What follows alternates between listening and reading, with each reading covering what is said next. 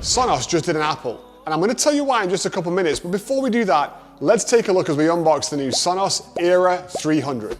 This is supposedly a Spatial Audio Dynamo. $450 seems like a whole lot of spondulas to me.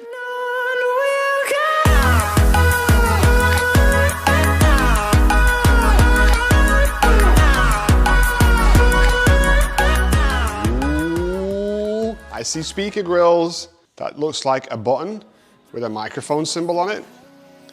And this is some kind of a lock as well. So we're going to check all that out in a minute.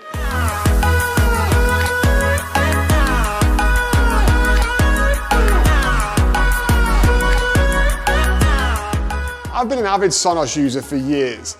Play ones, the old one with the buttons on it. Then I got the new ones with the little touch capacitive buttons on it. Then I got the Sonos One SL. I've got the Play 5. I've got the one that goes on Ethernet and drives all my ceiling speakers. I use them in my co-working spaces. I love Sonos devices. It makes it so easy to have music playing through the house, and I hate a quiet house. I like to have background music at all times, and it's so effortless and easy to just hook these things up to Wi-Fi, connect them to your Spotify or your Apple Music or your Amazon Music or whatever. And if you've got kiddos, one of the best things about Sonos is that I can be playing music in my room that is different to the music playing in my daughter's room or my son's room, but it's still using one account. I don't have to have 5 accounts for all 5 of us in the house. Sonos currently has a Sonos 1, a 3, and a 5. They've replaced the 1 with the new Era 100. They've replaced the 3 with the Era 300, but they haven't touched the 5, which is actually right here over my shoulder. That's been my main speaker in the main living room of my home. And I've got a pretty big living room, 25-foot ceilings, very large open space. It fills it, and it sounds incredible, and the bass is unbelievable. It thunders on the right songs. Today we wanted to look at the Era 300 because this is the one that I think is the most significant change. Is the Era 3 a replacement for the Play 5, or where does that leave us in the lineup?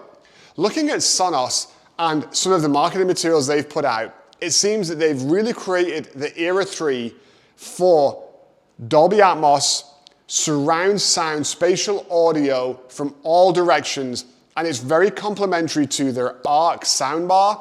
I've seen setups with the Era 300s as rears.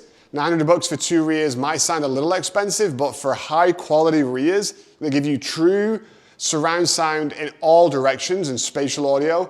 I think that might actually be the bargain of the year, but I haven't seen a whole lot else. And so I wanted to get my ears around them to hear how they sound, and holy moly, do these sound good. We'll go through the wastelands, through the highways, till my shadow turns to sun rays, and on we'll go through the wastelands, through the highways, and on we'll go.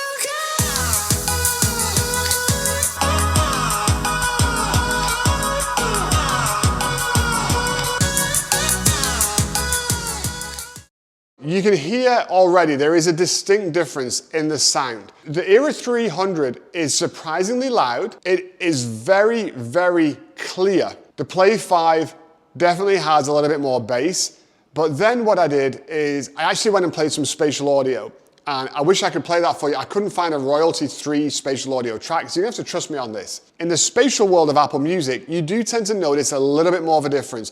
It's not massive, but it is a little. And the Era 3 is definitely clearer, brighter, and less boomy and bassy. The Play 5 definitely holds that bass and still thunders like nothing else. But a strange thing happened.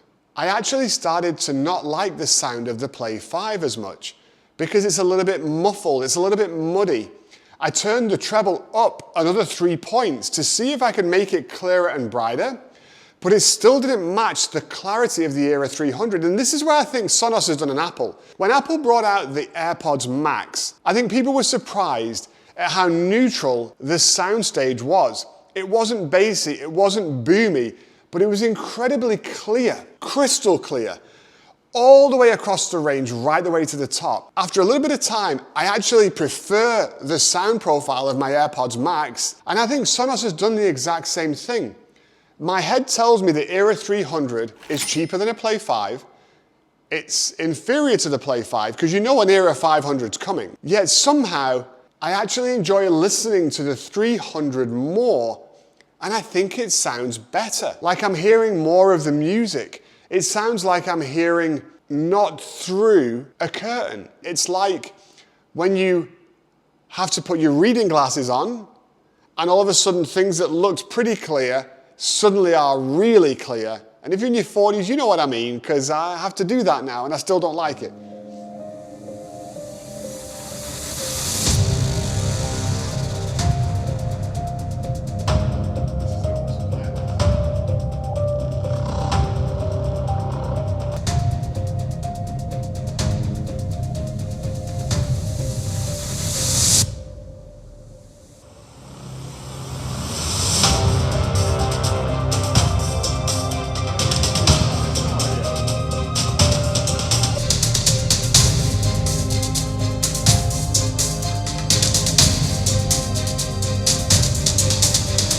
Is Uncle Mikey going to leave his Play 5 behind to go to the Era 300? At this point, I don't know, but I'm surprised that I'm even questioning it.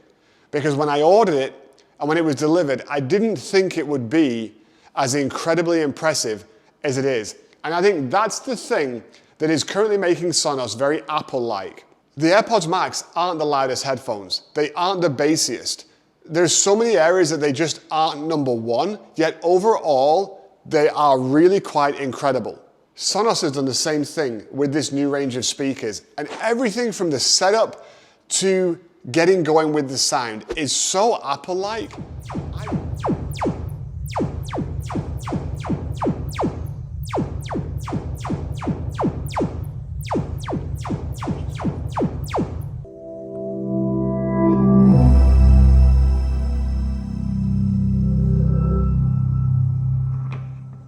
I really don't understand why Apple hasn't just bought them.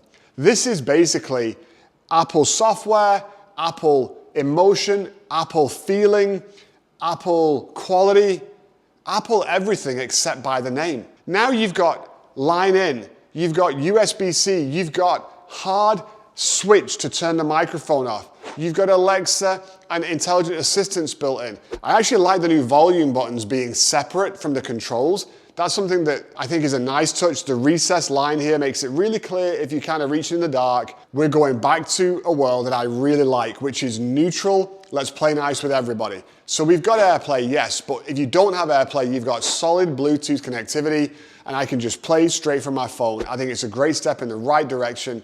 Overall, this is an incredible speaker.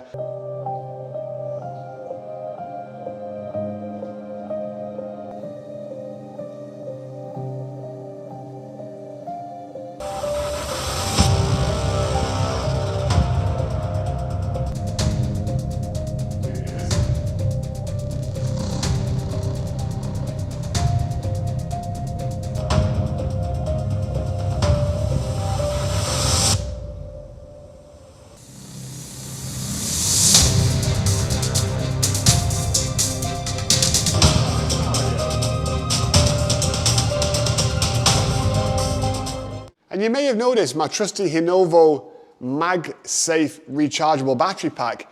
This thing has been just a joy since I got it. The good folks at Lenovo were kind enough to send one over to me. I've traveled with it. I've used it around the house. I mean, literally, this is the beauty of MagSafe. Like, it just clicks and holds into place. It is strong enough that it's not going to drop, but trust me, it's going to spin and lock pretty easily. So, like, don't go crazy here. It charged about 30% in an hour. So you're going to get about 2 to 3 hours before a full charge, but it's a 5,000 milliamp hour battery. So tons of battery life in here when you're on the go. And it just looks incredible. This magnesium alloy kind of casing, this glass front so that you can see all the insides and the inner workings. Really impressed. Coupon code below if you want to grab one of those. It sounds incredible. Is it worth $449? I don't know how I can say no, because I don't know what else you would buy at $400 to $450 that's going to sound better than this. And certainly not anything that has an entire ecosystem built around it. You can set it up, hit play, and it just blends in with the rest of the speakers you've already got in your home and you've already invested heavily in. Thumbs up from Uncle Mikey. I almost don't want to let it go.